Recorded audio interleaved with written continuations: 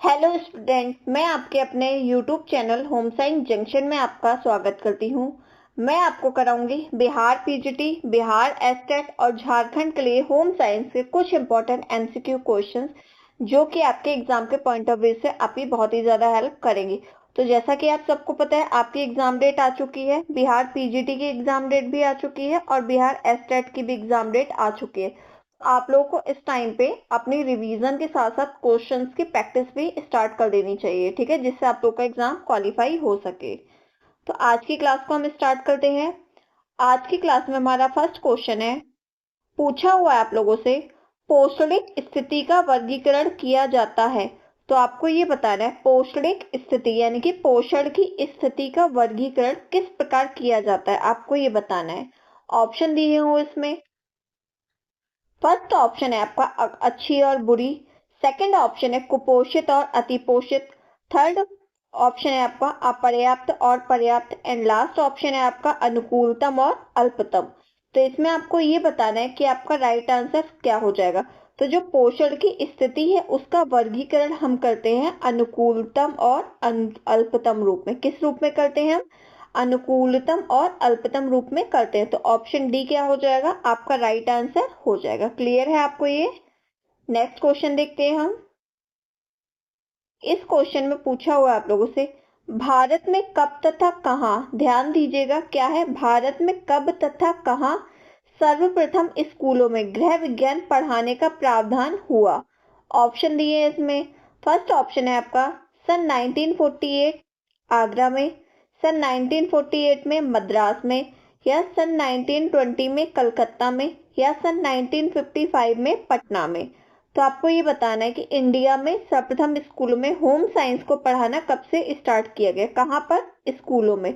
तो जो स्कूलों में हमारे होम साइंस को पढ़ाना स्टार्ट किया गया था वो हुआ था आपका सबसे पहले मद्रास में। कहाँ पे? मद्रास में। और किस सन में हुआ था? ये हुआ था सन 1948 में।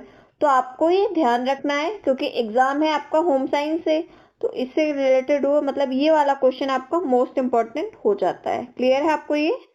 अगला क्वेश्चन देखते हैं हम। पूछा है आपसे, निम्न में से कौन सा मान प्रोटीन की गुणवत्ता किसी खाद्य पदार्थ में बताता है? मतलब कौन से खाद्य पदार्थ में प्रोटीन की गुणवत्ता को कौन बताता है, आपको ये बताना है। ऑप्शन दिए हैं उसमें। फर्स्ट ऑप्शन है आपका PKR बताता है, या सेकंड ऑप्शन है आपका केमिकल स्कोर बताता है, या आपका थर्ड ऑप्शन है आपका NPU बताता है, या लास्ट ऑप्शन है आपका कि BMR बताता है। तो इसमें राइट आंसर क्या हो जाएगा? तो जो प्रोटीन की गुणवत्ता बताता है यानी कि जो प्रोटीन की क्वालिटी को बताता है ना, वो होता है आपका NPU। क्या होता है? NPU। तो ऑप्शन सी क्या हो जाएगा? आपका राइट आंसर हो जाएगा। और ये हम NPU की फुल फॉर्म देख लेते हैं।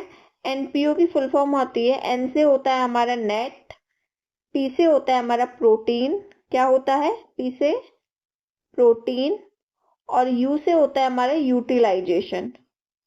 क्या होता है हमारा? यूटिलाइजेशन। तो कई बार एग्जाम में ये भी दे सकता है कि NPU की फुल फॉर्म बताओ। तो आपको ध्यान रखना है NPU की फुल फॉर्म क्या हो जाएगी आपकी? Net protein utilisation. ये क्या करता है? ये प्रोटीन की क्वालिटी को बताता है। नेक्स्ट क्वेश्चन देखते हैं हम।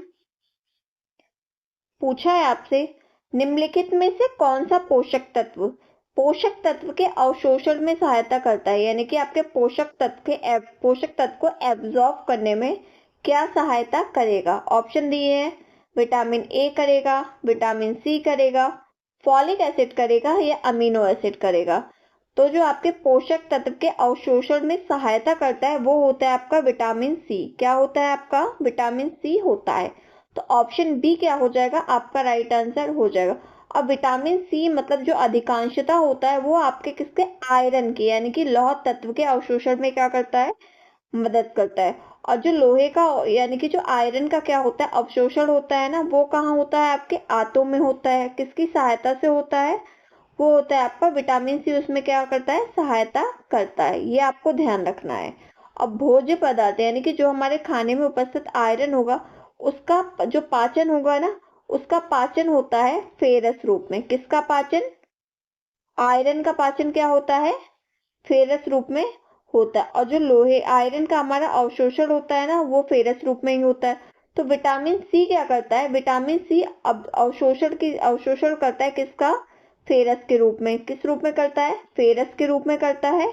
फिर इसका छोटी आंत में क्या हो जाता है, पाचन हो जाता है। क्लियर है आपको ये क्वेश्चन। आप नेक्स्ट क्वेश्चन देखते हैं। हम पूछा है आपसे किण्वन बढ़ता है, तो आपको ये बताना है कि किण्वन कैसे बढ़ता है, मतलब किण्वन में कौन सी मात्रा बढ़ जाती है। प्रोटीन की मात्रा बढ़ती है, वसा की मात्रा बढ़ती है, कार्बोहाइड्रेट की मात्रा बढ़ती है, या विटामिन सी की मात्रा बढ़ती है। तो जो किण्वन होता है ना, उसमें आपकी विटामिन सी की मात्रा क्या हो जाती है, बढ़ जाती है, यानी कि इनहेंस हो जाती है। ऑप्शन डी क्या हो जाएगा, आपका राइट आंसर हो जाएगा। नेक्स्ट क्वेश्चन देखते हैं। हम पूछा है किस प्राकृतिक रेशे में सबसे अधिक लचीलापन पाया जाता है। तो आपको ये बताना है जो फ्लेक्सिबिलिटी होती है वो किस रेशे में सबसे अधिक होती है। ऑप्शन दिए हुए हैं। फर्स्ट ऑप्शन है कपास, सेकंड है ऊन, थर्ड है आपका लिनन, एंड लास्ट ऑप्शन है सिल्क यानी कि रेशम। तो इसमें राइट आंसर क्या हो जाएगा, इसमें राइट आंसर हो जाएगा आपका ऊन। सबसे अच्छी फ्लेक्सिबिलिटी होती है आपके ऊन में। किसमें होती है, ऊन में। लेकिन ये किसमें होती है, ये होती है आपके प्राकृतिक रेशों के अंतर्गत।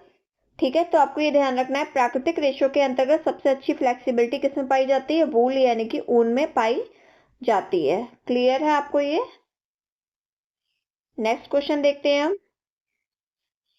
पूछा हुआ है आप लोगों से टर्सल प्रयास है, तो आपको ये बताना है जो टर्सल प्रयास है ना वो कैसा प्रयास है। ऑप्शन दिए हुए इसमें।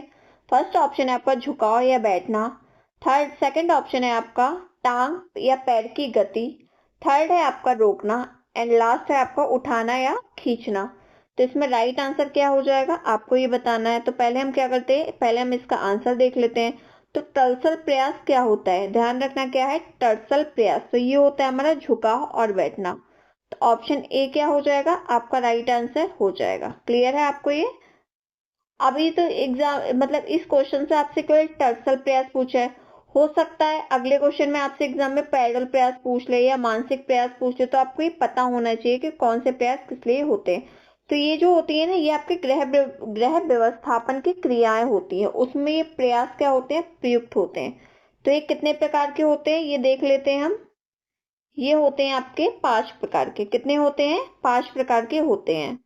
कौन कौन से होते हैं ये देखते हैं हम। ये कितने प्रकार के होते हैं, 5 प्रकार के होते हैं। पहला है आपका इसमें, पहला है आपका मानसिक प्रयास। कौन सा प्रयास है, पहला है आपका मानसिक प्रयास। दूसरा है आपका शारीरिक प्रयास। ठीक है, क्या है दूसरा आपका, शारीरिक प्रयास। थर्ड है इसमें आपका पैडल प्रयास, ये इंपॉर्टेंट है, आपको अच्छे से ध्यान देना है इसमें। ठीक है, क्या है, थर्ड है आपका पैडल प्रयास। फिर फोर्थ है आपका दृश्य प्रयास। क्या है फोर्थ आपका, दृश्य प्रयास।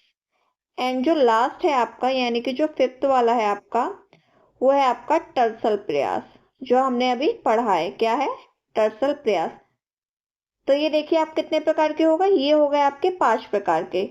कौन कौन से इसमें आपके, पहला है मानसिक, दूसरा है शारीरिक, तीसरा है पैदल प्रयास, फिर फोर्थ है आपका दृश्य प्रयास, एंड लास्ट में क्या है आपका टर्सल प्रयास। अब हम ये देख लेते हैं कि इसके अंदर क्या क्या आता है। जैसे आपका मानसिक प्रयास आ गया, तो जैसे कि इसमें नाम से ही पता चलता है मानसिक यानी कि किससे, मेंटली प्रोसेस से जुड़ा हुआ होगा। तो इसके अंदर क्या आता है, इसके अंदर आता है आपका तर्क करना। क्या आ जाएगा इसके अंदर, इसके अंदर आ जाएगा आपका तर्क, तर्क करना आ जाएगा। और क्या होगा, डिसीजन लेना यानी कि निर्णय लेना आ जाएगा। और क्या हो जाएगा आपका सोचना, विचारना, याद रखना, ये सब मानसिक प्रयास के अंतर्गत आ जाता है। इसी तरह जो आपका शारीरिक प्रयास है, तो शारीरिक प्रयास के अंतर्गत जो चीजें हम किससे करते हैं, शरीर से करते हैं। तो कैसे हम शरीर से क्या करते हैं, जैसे कोई घरेलू कार्य कर रहे हैं, क्या कर रहे हैं हम, कोई घरेलू कार्य करें जिसमें हमारा शारीरिक प्रयास लग रहा है। क्या है, घरेलू कार्य। घरेलू कार्य में क्या आ जाएगा, हमारे बर्तन धोना, खाना बनाना, किसी चीज को ढकना, झाड़ू लगाना, पोछा लगाना, ये सब आपका किस में आ जाएगा, शारीरिक प्रयास में। इसी में आता है आपका थर्ड यानी कि पैदल प्रयास। तो पैडल प्रयास में आपका क्या आ जाता है, पैडल में वो चीजें आ जाती है जिसमें हम पैरों का प्रयोग करते हैं। किसका, जैसे हम खड़े होते हैं, क्या होते हैं, जिसमें हमारी टांगों यानी कि पैरों का प्रयोग होता है। खड़े होना, चलना, दौड़ना और उठना। ठीक है। और अगर हम ये देखें कि हमारा दृश्य प्रयास में क्या आ जाएगा, तो दृश्य में हम क्या करते थे, दृश्य यानी कि देखना। ये नाम से ही क्लियर है आपका, दृश्य का मतलब क्या हो जाएगा, देखना। तो हम चीजों को देखते किससे हैं, आंखों से करते हैं। तो आंखों से हम क्या कार्य करते हैं, दृश्य प्रयास में आ जाएगा हमारा देखना। खोजना, किसी चीज को हम आंखों से ही तो खोजते हैं, अगर कोई चीज हमारी खो जाती है तो। और क्या है इसमें, समायोजित करना, ये सब आ जाएगा किसमें, दृश्य प्रयास में आ जाएगा। इसी तरह आपका ये जो एग्जाम में पूछा हुआ था, आपके क्वेश्चन था बना हुआ था, टर्सल प्रयास से बना हुआ था। इसके अंतर्गत आ जाएगा आपका झुकना। क्या आ जाएगा, झुकाव यानी कि झुकना। फिर आ जाएगा बैठना, यानी कि जब हम किसी चीज को उठाते हैं तो झुकते हैं ना, तो वही आ जाएगा, बैठना आ जाएगा इसमें। और क्या आ जाएगा, फसल काटना आ जाएगा। हम बैठ के क्या करते हैं, बैठ के तो फसल काटते हैं। तो ये सब चीजें इसके अंतर्गत आ जाती हैं। तो आपको ये ध्यान रखना है कि गृह व्यवस्थापन की क्रियाओं में प्रयुक्त प्रयास होते हैं। ये होते हैं कितने, 5 प्रकार के। पहला होता है मानसिक प्रयास, दूसरा होता है आपका शारीरिक प्रयास, तीसरा होता है आपका पैडल प्रयास, फोर्थ होता है आपका दृश्य प्रयास एंड लास्ट होता है आपका टर्सल प्रयास। और जो मानसिक प्रयास होता है उसके अंतर्गत क्या आ जाएगा, आपका तर्क करना, निर्णय लेना, सोचना, विचारना, याद रखना, ये सब आपका मानसिक प्रयास के अंतर्गत आ जाएगा। और जो शारीरिक प्रयास है इसके अंतर्गत क्या आ जाएगा, हमारे घरेलू कार्य आ जाएंगे, या ऐसे कार्य जो हम शारीरिक रूप से करते हैं, वो क्या आ जाएगा, हमारा शारीरिक प्रयास के अंतर्गत आ जाएगा। इसी तरह पैदल प्रयास में आ जाएगा जिसमें हमारे पैरों का प्रयोग हो रहा है, यानी कि जिसमें हमारी टांगों का प्रयोग हो रहा है, जैसे खड़े होना, चलना, दौड़ना, उठना। इसी में है आपका दृश्य प्रयास। इसमें हम क्या करते हैं, दृश्य मतलब देखना, तो इसमें देखने वाली चीजें आ जाएंगी, जैसे देखना, खोजना, ये सब चीजें इसके अंतर्गत आ जाएगी। इसी में आता है आपका लास्ट है टर्सल प्रयास। तो टर्सल प्रयास में क्या होता है कि किसी चीज को जब हम झुक के उठाते हैं, जैसे झुकना, बैठना, खेती बाड़ी करना, फसल काटना, तो ये सब काम एकदम झुकाव होता है ना, जिसमें आपकी जो रीढ़ की हड्डी है ना, ये झुकती है, मतलब इसमें मूवमेंट होता है। तो ये किस में आ जाएगा, ये आपके टर्सल प्रयास के अंतर्गत आ जाएगा। क्लियर है आपका ये क्वेश्चन। इस बार आपसे ये क्वेश्चन पूछा था कि टर्सल प्रयास कौन सा है। हो सकता है नेक्स्ट बार ये क्वेश्चन पूछा जा सके कि मानसिक प्रयास क्या है या पैडल प्रयास क्या है। तो आपको चाहे क्वेश्चंस कैसे भी आपको घुमा के पूछ लिया जाए, आपको हर क्वेश्चंस के आंसर के लिए रेडी रहना है। इसका हमारा ऑप्शन क्या था, ऑप्शन ए हमारा इसमें राइट आंसर था। क्लियर है आपको ये क्वेश्चन। नेक्स्ट क्वेश्चन देखते हैं हम अपना। इसमें पूछा हुआ है, डैश परिवार का लक्ष्य पूरा करने हेतु परिवार के साधन का उपयोग करने का निर्णय लेने की प्रक्रिया की माला को क्या कहते हैं। क्या क्वेश्चन है, ठीक से पढ़ लीजिए एक बार से। और डैश परिवार का, यानी कि ये में और आ जाएगा, मतलब डैश में, किसमें, डैश में परिवार का लक्ष्य पूरा करने हेतु परिवार के साधन का उपयोग करने का निर्णय लेने की प्रक्रिया की माला को क्या कहते हैं, आपको ये बताना है। ऑप्शन दिए हुए इसमें, फर्स्ट ऑप्शन है गृह प्रबंधन, सेकंड ऑप्शन है व्यवसाय प्रबंधन, थर्ड ऑप्शन है आपका साधन प्रबंधन एंड लास्ट ऑप्शन है आपका इनमें से कोई नहीं। तो इसमें आपका राइट आंसर हो जाएगा ऑप्शन ए, यानी कि गृह प्रबंधन, यानी कि होम मैनेजमेंट।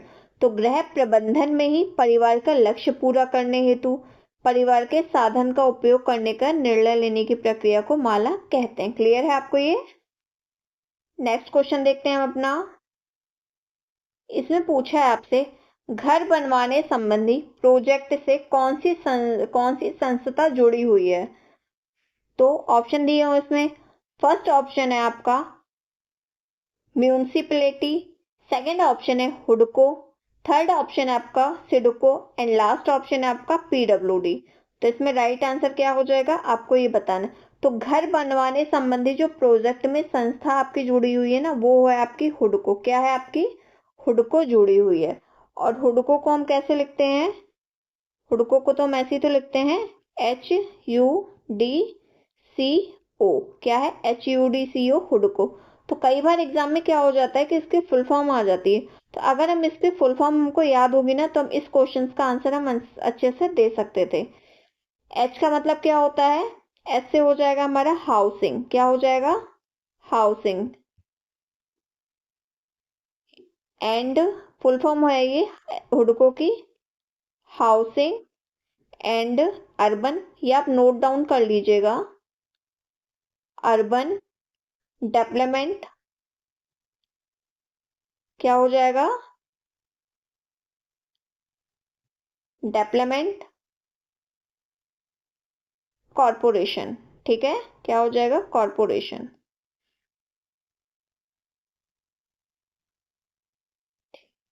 तो आपको ध्यान देना है, ये घर बनवाने संबंधी प्रोजेक्ट से हुडको नामक संस्था जुड़ी हुई है। कौन सी संस्था? हुडको नामक संस्था जुड़ी हुई है। तो हुडको की फुल फॉर्म होती है housing and urban development corporation. ठीक है, एच है, ऑटोमेटिक समझ में आ रहा है फुल फॉर्म से इसकी कि housing and urban development corporation. Clear है आपको ये क्वेश्चन? नेक्स्ट क्वेश्चन देखते हैं हम अपना। पूछा है आपसे, दूध में कौन सा प्रोटीन पाया जाता है?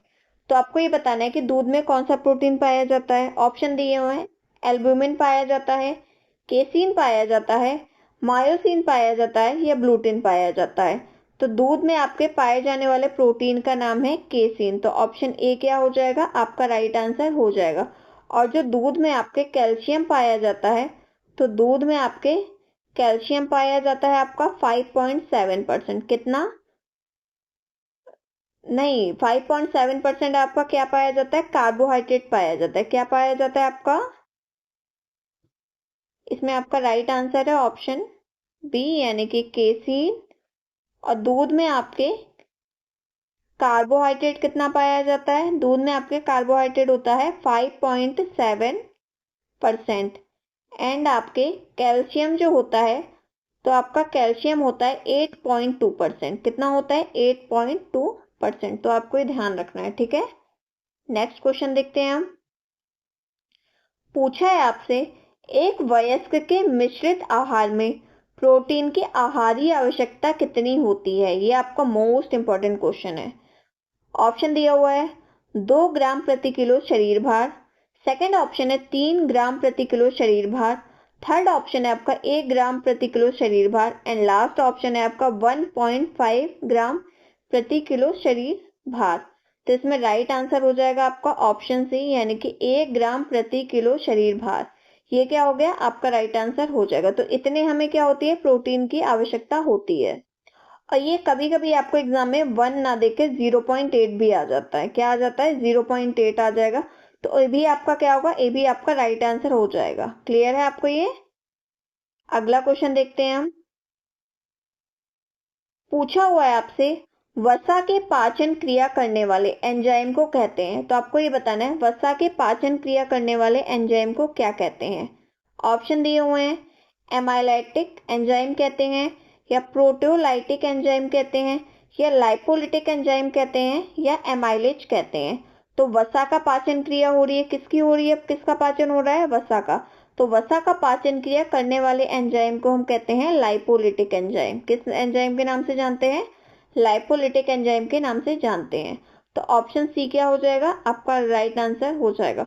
और जो वसा अम्ल होते हैं ना, वो हमारे कितने प्रकार के होते हैं? 2 प्रकार के होते हैं। कौन कौन से होते हैं? एक तो होता है हमारा संतृप्त वसा। क्या होता है आपका? संतृप्त वसा होता है। एक होता है आपका असंतृप्त वसा। कौन सा?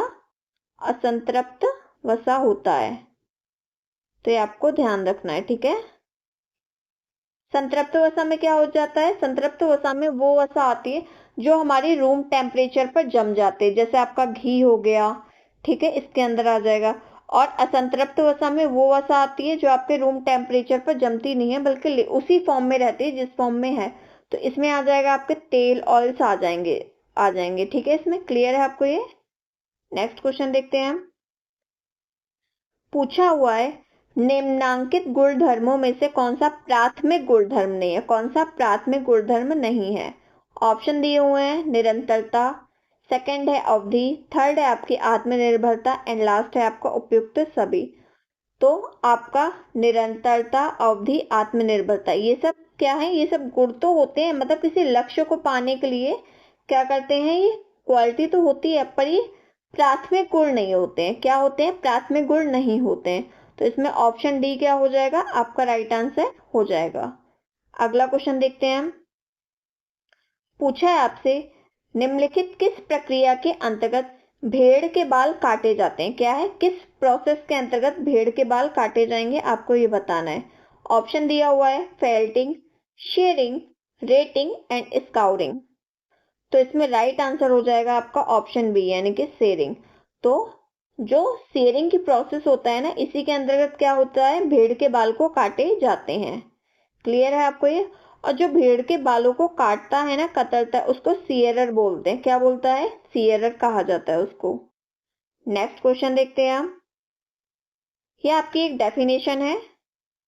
इस डेफिनेशन में पूछा हुआ है कि योजना में यानी कि प्लानिंग में व्यक्तिगत उद्देश्य निर्णयों की श्रृंखला होती है जो एक दूसरे पर निर्भर होती है। यह कथन किसका है। तो आपको ऑप्शन दिए हुए इसमें। फर्स्ट ऑप्शन है Louis A Allen, second option है ग्रासियम क्रेंडल, थर्ड ऑप्शन है आपका P Nickelium Darcy and last option है आपका Goldstein M Goldstein. तो इसमें राइट आंसर क्या हो जाएगा, आपको ये बताना है। तो योजना में व्यक्तिगत उद्देश्य निर्णयों की श्रृंखला होती है जो एक दूसरे पर निर्भर करती है। यह कथन है आपका किसका, यह कथन है आपका ग्रास एवं क्रेडल का। तो ऑप्शन बी क्या हो जाएगा, आपका राइट आंसर हो जाएगा। क्लियर है आपको ये। और डेफिनेशन की मैंने मतलब क्लास करवा चुकी हूँ मैं पहले डेफिनेशन की। तो जिस भी स्टूडेंट ने नहीं देखी हो वो क्लास आप लोग जरूर अटेंड कीजिएगा। उसमें टोटल 58 क्वेश्चन है डेफिनेशन के। कितने हैं, टोटल 58 क्वेश्चन है, ओनली डेफिनेशन के हैं। तो आप लोग प्लेलिस्ट में जाकर जरूर देख लीजिएगा। और इससे बाहर आपको डेफिनेशन पढ़नी ही नहीं है। तो बस आप लोग को एक क्लास अटेंड करनी है और आपकी डेफिनेशन से रिलेटेड क्वेश्चन रेडी हो जाएंगे। ठीक है, नेक्स्ट क्वेश्चन देखते हैं हम अपना। पूछा है आपसे, भारत सरकार द्वारा नियोजन आयोग की स्थापना हुई थी। तो आपको ये बताना है कि नियोजन आयोग की स्थापना किसने की थी, भारत सरकार के द्वारा हुई थी। और इसकी स्थापना कब हुई थी ये बताना है। ऑप्शन दिए हुए हैं 1940 में हुई थी, या 1960 में हुई थी, या 1950 में हुई थी, या 1961 में हुई थी।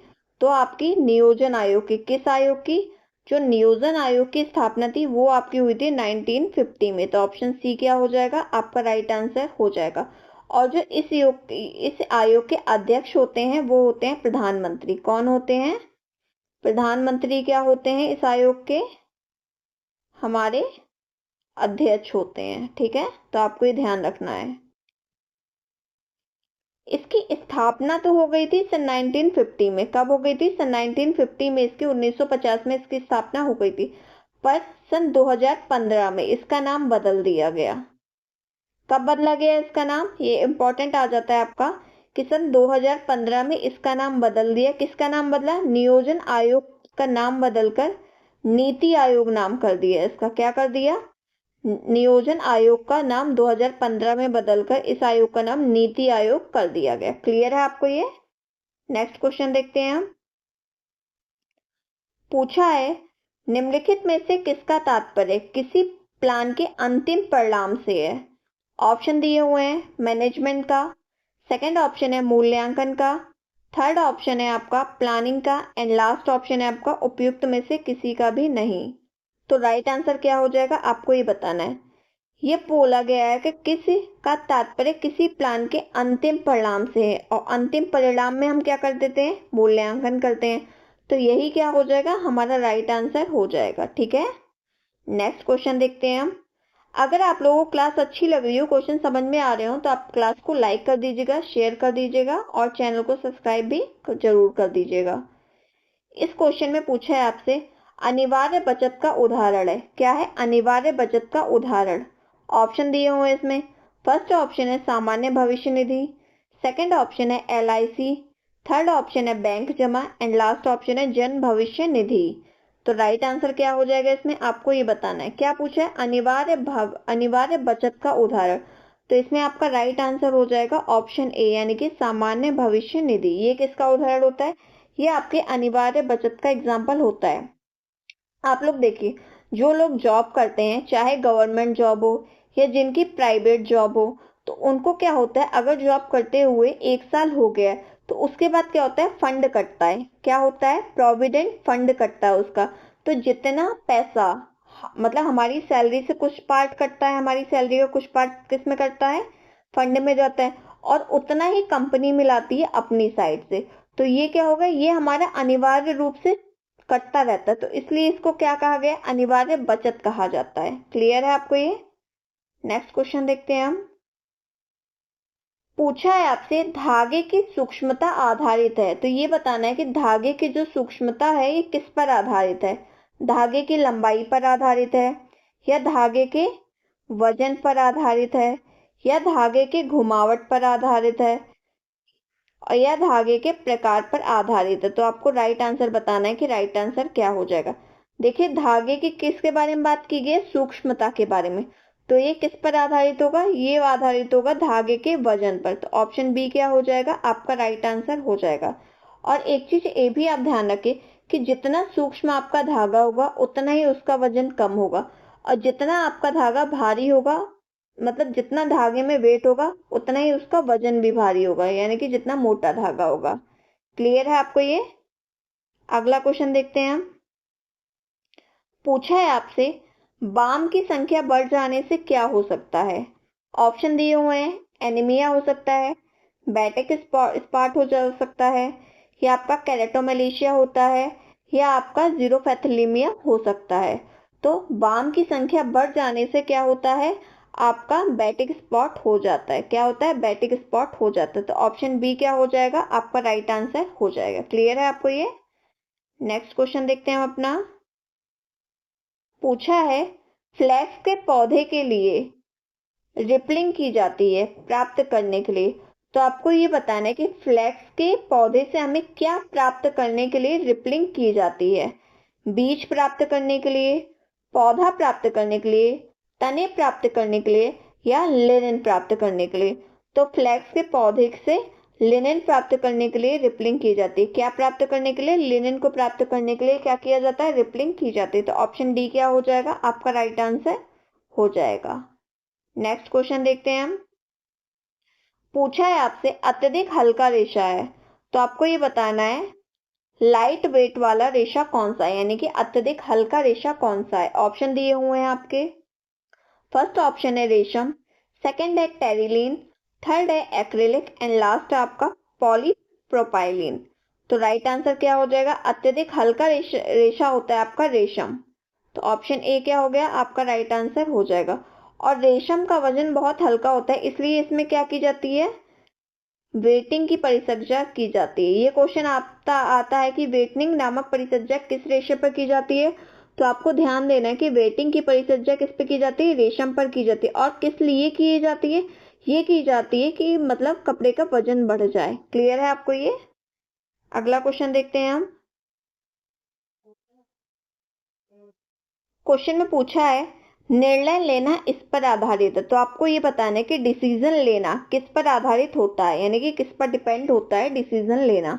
ऑप्शन दिए हुए हैं, प्रचलित मत पर भरोसा करना, सेकंड ऑप्शन है कार्रवाई के रास्ते को निकालना, थर्ड ऑप्शन है विकल्पों का विवेकपूर्ण चयन, एंड लास्ट ऑप्शन है आपका उपयुक्त में से कोई नहीं। तो इसमें राइट आंसर क्या हो जाएगा, ये बताना है। तो निर्णय लेना किस पर आधारित होता है, आपका निर्णय लेना आधारित होता है विकल्पों के विवेकपूर्ण चयन पर। जितना अच्छा हम विवेकपूर्ण चयन करेंगे उतना हमारा डिसीजन सही होगा। क्लियर है आपको ये? तो ऑप्शन सी क्या हो जाएगा, आपका राइट आंसर हो जाएगा। नेक्स्ट क्वेश्चन देखते हैं हम। पूछा हुआ है आपसे, समूह से परामर्श लेना, मतलब समूह से जो परामर्श लेता है वह क्या कहलाता है, आपको ये बताना है। ऑप्शन दिया हुआ है। फर्स्ट ऑप्शन है औपचारिक समूह, सेकंड है गैर रश्मि समूह, थर्ड है आपका संदर्भ समूह, एंड लास्ट ऑप्शन है आपका रुचि रखने वाले समूह। तो समूह से जो परामर्श लेते हैं वह कहलाते हैं आपके संदर्भ समूह। क्या कहलाते हैं, आपके संदर्भ समूह कहलाते हैं। तो ऑप्शन सी क्या हो जाएगा, आपका राइट आंसर हो जाएगा। संदर्भ समूह को हम क्या कहते हैं, रेफरेंस ग्रुप कहते हैं। क्लियर है आपको ये? अगला क्वेश्चन देखते हैं हम। पूछा हुआ है, प्रबंधन प्रक्रिया का मुख्य बिंदु क्या है, यानी कि मैनेजमेंट प्रोसेस का जो मुख्य बिंदु है वो क्या है। ऑप्शन दिए हुए हैं, आयोजन है, नियंत्रण है, मूल्यांकन है या उपरोक्त सभी है। तो प्रबंधन प्रक्रिया यानी कि मैनेजमेंट प्रोसेस का मुख्य बिंदु में आयोजन भी आता है, यानी कि जो हम प्लानिंग करते हैं। नियंत्रण यानी कि कंट्रोलिंग भी आता है। मूल्यांकन यानी कि इवैल्यूएशन भी आता है। तो इस हिसाब से हमारा ऑप्शन डी क्या हो जाएगा, हमारा राइट आंसर हो जाएगा, यानी कि उपरोक्त सभी। अगला क्वेश्चन देखते हैं हम। पूछा हुआ है गृह व्यवस्था के निर्धारक है, तो आपको ये बताना है कि गृह व्यवस्था के निर्धारक तत्व कौन से हैं। ऑप्शन दिए हुए हैं, आयोजन, नियंत्रण एवं मूल्यांकन है। सेकंड है आपका मूल्य, लक्ष्य एवं स्तर है। थर्ड है आपका मानवीय और अमानवीय साधन है। एंड लास्ट है आपका उपयुक्त में से कोई नहीं है। तो इसमें आपको ये बताना है कि राइट आंसर क्या हो जाएगा। आयोजन, नियंत्रण, मूल्यांकन हमने अभी इसके प्रीवियस क्वेश्चंस नहीं पढ़े थे। ये क्या होता है, ये आपका प्रबंधन प्रक्रिया के चरण होते हैं। किसके? प्रबंधन के होते हैं चरण। और ये पूछा क्या है, गृह व्यवस्था के निर्धारित तत्व पूछे हैं। तो जो गृह व्यवस्था के निर्धारक होते हैं वो होते हैं मूल्य, लक्ष्य एवं स्तर। क्या होते हैं? मूल्य, लक्ष्य एवं स्तर, यानी कि वैल्यू, गोल्स एंड स्टैंडर्ड। तो ऑप्शन बी क्या हो जाएगा, आपका राइट आंसर हो जाएगा। अगला क्वेश्चन देखते हैं हम। पूछा है आपसे निम्नलिखित में से कौन सा विनियोग नहीं है। नहीं पूछा हुआ है, ध्यान से देखिएगा। तो कौन सा विनियोग नहीं है? जीवन बीमा नहीं है, या अल्पकालीन विनियोग नहीं है, या बटुआ नहीं है, या दीर्घकालीन विनियोग नहीं है।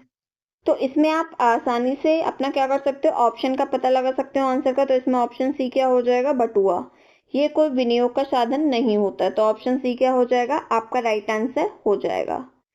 आई होप आपको क्वेश्चन समझ में आ रहे हो। अगर आपको क्वेश्चन समझ में आ रहे हो तो आप क्लास को लाइक कर दीजिएगा और अपना फीडबैक जरूर दिया कीजिए आप लोग, ठीक है। कमेंट में जरूर बताइए कीजिए कि आपको क्वेश्चन कैसे लग रहे हैं, क्लास कैसी लग रही है। इस क्वेश्चन में पूछा हुआ है आपसे पारिवारिक सदस्यों के लिए सिलाई और बुनाई करने वाली एक पत्नी उदाहरण है। किसकी उदाहरण है, आपको ये बताना है। वास्तविक प्रत्यक्ष आय की है, या वास्तविक अप्रत्यक्ष आय की है, या धन आय की है, या आत्मिक आय की है। तो परिवार सदस्यों के लिए सिलाई और बुनाई करने वाली जो एक पत्नी या स्त्री होती है वो आपका किसका एग्जाम्पल होती है, वो आपका एग्जाम्पल होती है वास्तविक प्रत्यक्ष आय का। किसका? वास्तविक प्रत्यक्ष आय का। तो ऑप्शन ए क्या हो जाएगा, आपका राइट आंसर हो जाएगा। क्लियर है आपको ये? नेक्स्ट क्वेश्चन देखते हैं हम।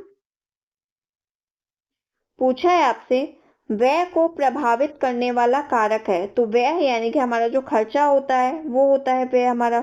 इसको कौन कौन से कारक प्रभावित करेंगे? ऑप्शन दिए हुए हैं, परिवार के सदस्यों की संख्या प्रभावित करेगी, या रहन सहन का स्तर प्रभावित करेगा, या गृहिणी की योग्यता एवं कुशलता प्रभावित करेगी, या उपरोक्त सभी प्रभावित करेगी। तो देखिए जो व्यय को प्रभावित करने वाले कारक है इसमें दिया परिवार के सदस्यों की संख्या। तो खर्चा तो परिवार के सदस्यों पर डिपेंड करेगा ही। अगर परिवार में सदस्य आपके वहीं कहीं आपके 4 लोग हैं और किसी परिवार के सदस्य 8 लोग हैं, तो व्यय सबसे ज्यादा कहाँ होगा? जिस परिवार में 8 मेंबर हैं वहीं सबसे ज्यादा व्यय होगा। तो ये यानी कि इसका मतलब ये है कि ये परिवार के सदस्यों की संख्या पर क्या कर रहा है, प्रभावित कर रहा है। इसी तरह आपका रहन सहन का स्तर होता है। जैसे चावल की कई क्वालिटी आ रही है, कोई नॉर्मल क्वालिटी वाला खाना खा रहा है, कोई और ज्यादा क्वालिटी वाला मतलब महंगी महंगी चीजों खरीद रहा है, कोई क्या कर रहा है, कोई अपने कपड़ों में ज्यादा इन्वेस्ट कर रहा है, बहुत ही महंगे महंगे डिजाइनर कपड़े पहन रहा है। तो ये रहन सहन के स्टैंडर्ड पे भी क्या करता है, प्रभावित करता है। इसी में क्या है, गृहिणी की योग्यता एवं कुशलता। ये मोस्टली डिपेंड करता है कि घर की गृहिणी कैसी है, वो पैसे का सही प्रकार से मतलब मैनेज कर पा रही है, आय व्यय का संतुलन बिठा पा रही है या नहीं बिठा पा रही। या ऐसे तो नहीं है कि कुछ भी सामान कहीं किसी मतलब सेम क्वालिटी का सामान क्या होता है, कहीं सस्ता भी मिलता है और कहीं महंगा भी मिलता है। तो ऐसा तो नहीं वो ऐसी जगह का चुनाव कर रही है कोई सामान खरीदने में जहां पर चीजें महंगी मिलती हूँ। तो ये भी किस पे डिपेंड करता है, गृहिणी की योग्यता एवं कुशलता से प्रभावित होता है। तो इस हिसाब से हमारा ऑप्शन डी क्या हो जाएगा, राइट आंसर हो जाएगा, यानी कि उपरोक्त सभी। नेक्स्ट क्वेश्चन देखते हैं हम। पूछा हुआ है आपसे बजट का मुख्य उद्देश्य है। तो आपको ये बताना है कि बजट का मुख्य उद्देश्य क्या है। ऑप्शन दिए हुए हैं। फर्स्ट ऑप्शन है आय व्यय का अनुमान, सेकंड है व्यय अधिक करने की व्यवस्था, थर्ड है आपका कीमती वस्तुएं खरीदने का उपाय, एंड लास्ट ऑप्शन है उपयुक्त में से कोई नहीं। तो जो बजट का मुख्य उद्देश्य होता है ना वो होता है आपका क्या, आय व्यय का अनुमान लगाना। तो ऑप्शन ए क्या हो जाएगा, आपका राइट आंसर हो जाएगा। तो बजट बनाने का मुख्य उद्देश्य क्या है? आय व्यय का अनुमान लगाना है, यानी कि हमारी इनकम कितनी हो रही है, हमारा खर्चा कितना हो रहा है, हम भविष्य के लिए कितना पैसा बचा सकते हैं। तो ये सब किसके अंतर्गत आता है? ये सब बजट के मुख्य उद्देश्य के अंतर्गत आता है। क्लियर है आपको ये?